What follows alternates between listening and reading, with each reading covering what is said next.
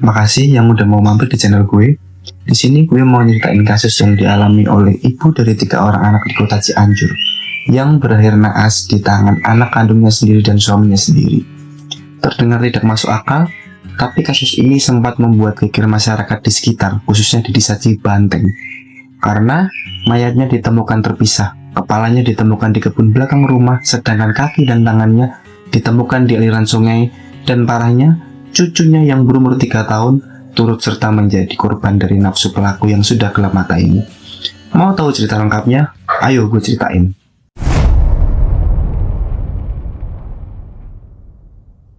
Korban yang bernama Ibu Lilis, seorang ibu rumah tangga berumur 53 tahun yang tinggal di kampung Cikadongdong, desa Cibanteng, Kabupaten Cianjur.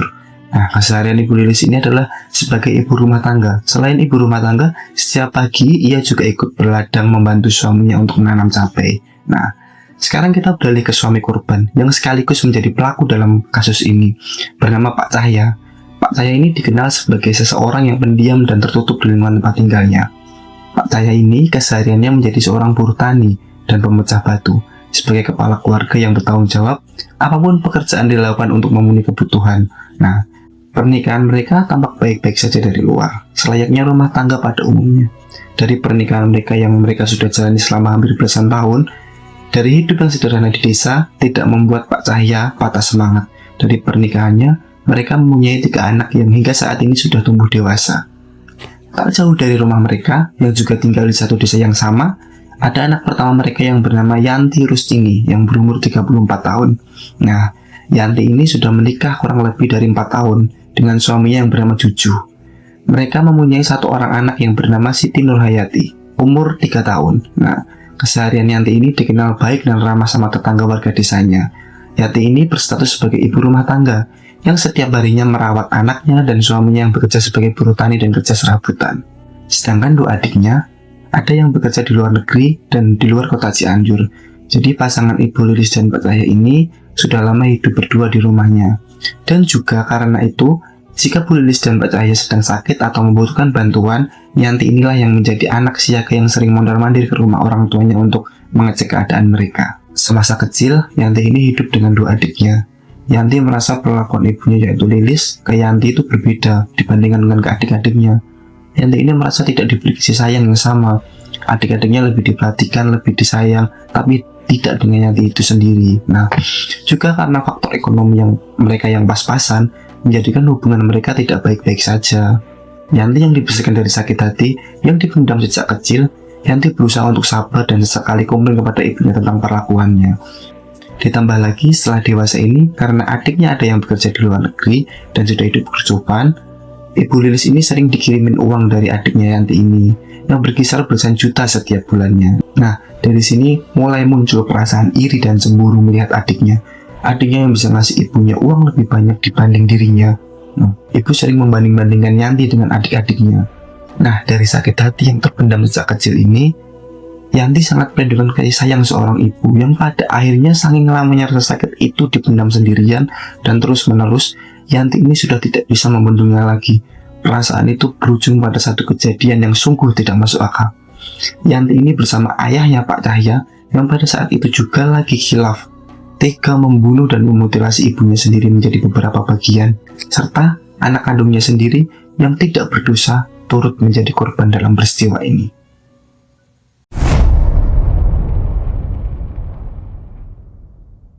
Tepatnya pada bulan April, Yanti ini mengetahui ibunya sedang sakit dan disuruh ayahnya untuk tinggal dulu sementara di rumah untuk menjaga ibunya. Nah, lalu Yanti meminta izin kepada suaminya yang bertepatan dengan suaminya ini yang juga lagi sakit atau nggak enak badan. Nah, karena tidak ada yang bisa dimintai tolong lagi kecuali Yanti sebagai anak yang tinggal dekat rumah orang tuanya, Yanti pun bergegas untuk menyetujui permintaan itu. Bersama anaknya, Siti Nurhayati, Yanti ini izin kepada suaminya mau menginap di rumah orang tuanya selama 2 minggu. Nah, Yanti juga berpesan kepada suaminya nanti akan sering bolak-balik untuk mengecek keadaan suaminya. Di rumah, Yanti pun menggantikan peran ibunya untuk mengurus rumah, sedangkan Pak Cahya tetap bekerja seperti biasanya. Nah, kemudian setelah beberapa hari menginap, tepatnya pada tanggal 21 April 2025, ada Mang Tatang nih. Mang Tatang ini datang dari Bogor untuk menagih hutang kepada Pak Cahya. Nah, Nah, hutang ini diketahui hutang tanah yang dibeli Pak Cahya untuk berkebun menanam cabai pada waktu dulu. Nah, hutang ini totalnya 130 juta, tapi sudah dicicil Pak Cahya sebanyak 40 juta. Jadi, kekurangan hutang tersebut 90 juta dan harus segera dilunasi. Mereka pun akhirnya berdiskusi alot gimana cara menyelesaikan hutang ini gitu. Sedangkan Mang Tatang yang sudah tidak mau lagi, pokoknya harus dibayar sekarang karena Mang Tatang ini sudah butuh mendesak gitu intinya. Karena tidak menemukan solusi dan titik temu atas permasalahan ini, dan sudah seharian juga udah berpikir dan berdebat. Intinya mereka bertiga udah capek lah intinya. Nah, akhirnya Yanti ini yang mengetahui ibunya sedang memakai kalung dan perhiasan lainnya seperti gelang dan cincin pun ngomong sama ibunya. Yanti sempat berucap begini, "Mah, gimana kalau kalung sama gelang mama dijual dulu buat mencicil utang bapak? Nah, nanti kalau semisal bapak panennya berhasil bakal diganti gitu." Lalu diketahui Bu Lilis ini memakai kalung seberat 41 gram serta perhiasan-perhiasan lain. Nah, dari percakapan ini muncul ketegangan antara Yanti dan ibunya. Yanti terus memaksa ibunya untuk menjual kalungnya dulu, tapi ibunya tetap kekeh menolak permintaan Yanti. Dari situ terlibat cekcok berkepanjangan antara Yanti dan ibunya ini. Pak Cahya yang awalnya melerai mereka agar tidak berantem, pokoknya menenangkan Yanti agar tidak mengambil perhiasan itu untuk dijual, pun akhirnya kilap dan gelap mata. Yanti yang notabene sudah menyimpan emosi dari lama kepada ibunya, akhirnya melampiaskan kesalahannya kepada ibunya. Yang pada saat itu, Yanti berusaha mencoba mengambil kalung yang digunakan ibunya secara paksa. Sempat terjadi adu fisik antara Yanti dan ibunya ini. Nah, karena ibunya terus melakukan perlawanan, Yanti pun menyuruh bapaknya untuk memegangi tangan dan kaki ibunya agar tidak melawan. Jadi ya udah kejadiannya kayak Yanti itu udah deket sama ibunya gitu, udah berusaha ngambil kalungnya biar tapi ibunya tetap menolak. Nah, pada saat itu juga Pak Cahya yang sudah bingung atas beban hutang tersebut dan khilaf akhirnya ikut dalam adegan itu. Nah, karena ibunya tetap kekeh tidak mau, Yanti ini lalu mencekik ibunya sampai menghembuskan nafas terakhir, dan ibunya akhirnya tergeletak tidak sadarkan diri alias sudah tidak bernyawa lagi. Lalu karena suara ribut-ribut yang terjadi antara mereka bertiga ini ya, yang suaranya terdengar keras banget pokoknya intinya, Siti Nurhayati, anak dari Yanti ini yang masih kecil nih, yang berumur 3 tahun ini, yang awalnya sedang tertidur di kamarnya pun terbangun dia dari tidurnya. Dia pun menangis dan menyaksikan mereka bertiga ini sedang melakukan adegan tersebut. Jadi karena Yanti takut tangisan anaknya mengundang kecurigaan tetangga sekitar, dan takut juga anak yang menjadi saksi atas kejadian yang udah dilakukan kepada ibunya itu, Yanti yang sudah dikuasai emosi dan kalut akhirnya ikut membekap anaknya yang tidak berdosa itu sampai menghembuskan nafas terakhirnya. Astagfirullah. Kemudian setelah tersadar apa yang sudah dilakukan Yanti ini kepada ibu dan anaknya, entah apa yang dipikirkan oleh Yanti ini mendapat bisikan goib yang katanya bilang bahwa ibunya akan hidup kembali nantinya gitu. Jadi singkat cerita, mayat Ibu Lilis dan anaknya Nur ini didiamkan tergeletak selama 4 hari di rumahnya, karena Yanti yakin bisikan goib itu nyata dan mereka pun akan hidup kembali gitu. Singkat cerita, setelah mereka melakukan adegan itu dan menaruh mayat ibu dan anaknya di ruang tamu, keesokan harinya Yanti menjual kalung emas 41 gram itu milik ibunya ke toko emas. Nah, dia jual dengan harga 19 juta. Nah, dari 19 juta itu Yanti membelikan HP untuk ayahnya yang seharga 3,1 juta karena Yanti lihat HP ayahnya udah jelek dan pada saat itu udah sedikit agak rusak. Nah, lalu Yanti juga memberikan uang kepada suaminya yang sedang sakit di rumah sebesar 500 ribu. Suami Yanti sebelumnya juga tidak mengetahui jika mertua dan anaknya sudah tidak bernyawa lagi di rumah Pak Cahya. Nah, karena suaminya yang sedang sakit jadi tidak bisa main ke rumahnya, ke rumah mertuanya ini intinya. Dan juga Yanti ini menyicil hutang bapaknya sebesar 13 juta kepada Mang Tatang itu tadi. Lalu sisanya buat keperluan makan sehari-hari lah gitu. Kemudian setelah 4 hari jasad ibu dan anaknya itu tergeletak di rumah dan sudah tampak pucat dan membekak di sekujur tubuhnya, apalagi sudah tercium bau yang sangat menyengat. Udah 4 hari digeletakin di ruangan kayak gitu, ya pastinya menyengat lah ya. Tapi sekali lagi, entah apa yang dipikirkan oleh Yanti pada waktu itu, dia malah memfoto tubuh ibunya dengan pengakuan ke polisi bahwa dia beralasan hanya untuk kenang-kenangan dan merasa puas karena dendamnya yang sudah terpendam sejak kecil akhirnya terbalaskan. Kemudian setelah itu, tepatnya di hari kelima setelah tragedi itu, Pak Cahya menyadari bahwa istrinya dan cucunya tidak bisa hidup kembali. Lalu beliau menyalahkan Yanti atas kejadian ini dan Pak Cahya sempat ingin melaporkan Yanti ini ke polisi. Namun di sisi lain, Yanti yang sudah merasa bingung dan mulai gelisah pun di waktu itu mendapat bisikan gaib lagi nih. Bisikan gaib itu bilang bahwa jika ibunya ingin hidup kembali, maka mayatnya harus dioperasi, atau kita bisa sebut itu mutilasi. Nah, begitulah pengakuan Yanti ketika diwawancarai oleh pihak media. Kemudian, karena Yanti yang sudah tidak tahu lagi harus bagaimana dan udah nggak bisa berpikir sini lagi lah intinya, akhirnya Yanti ini menuruti bisikan tersebut. Yanti ini dengan keberaniannya memotong-motong tubuh ibu dan anaknya menjadi beberapa bagian. Sedangkan Pak Cahya hanya melihat dan ikut membantu untuk memasukkan bagian-bagian tersebut ke dalam kantong plastik yang sudah Pak Cahya sediakan sebelumnya.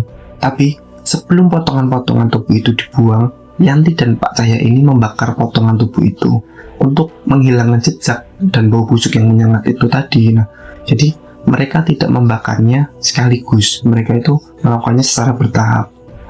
Pertama, mereka membakar kepala dan tubuh ibu anaknya di belakang kebun rumah mereka, yang pada saat itu juga setelah dibakar mereka membuangnya ke perkebunan belakang rumahnya juga. Gak jauh dari mereka membakar itu, dia buang di belakangnya. Nah gitu, seperti itu. Kemudian mereka membakar bagian kaki dan tangannya di tempat yang sama, lalu membuangnya ke aliran sungai di desa Cipanteng.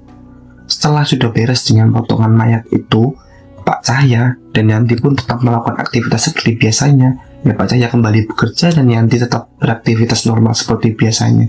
Ya, yang kayak nggak terjadi apa-apa gitu. Nah, terungkapnya kasus ini itu pada Senin 5 Mei 2025. Ada tetangga mereka nih.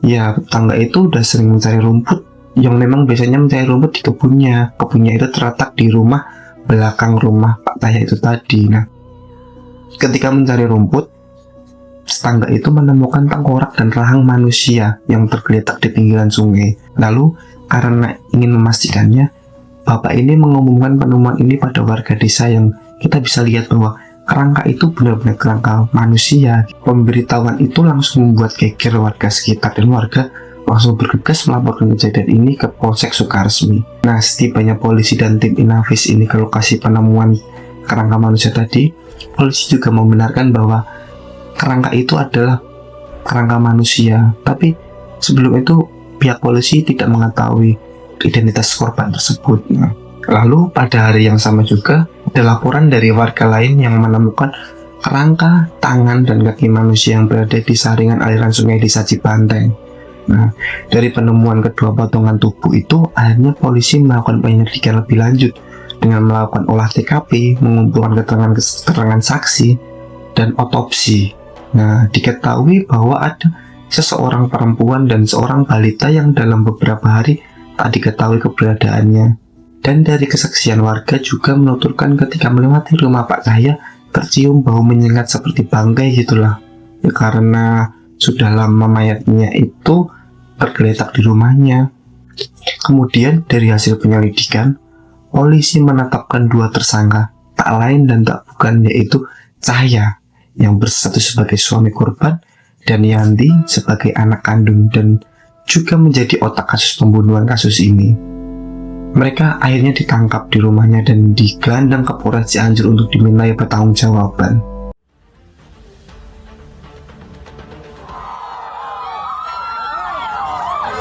Dari pengakuan kedua pelaku kepada polisi, masing-masing tersangka memiliki motif yang berbeda dalam pembunuhan ini. Cahya yang sedang terlilit utang ingin menguasai perhiasan istrinya, sedangkan Yanti merasa sakit hati karena selalu dikucilkan oleh ibunya. Dia merasa diasingkan dan keinginannya tidak pernah dipenuhi karena ibunya lebih dekat dengan kedua adiknya ini. Lalu kedua tersangka dijerat dengan pasal 44 ayat 3 Undang-Undang Nomor 23 Tahun 2004 tentang penghapusan kekerasan dalam rumah tangga. Lalu pasal 80 ayat 3 Undang-Undang Nomor 35 Tahun 2014 tentang pelindungan anak dan serta pasal 340 dan 338 Kitab Undang-Undang Hukum Pidana tentang pembunuhan berencana. Ancaman hukuman yang menanti mereka adalah pidana mati atau penjara seumur hidup.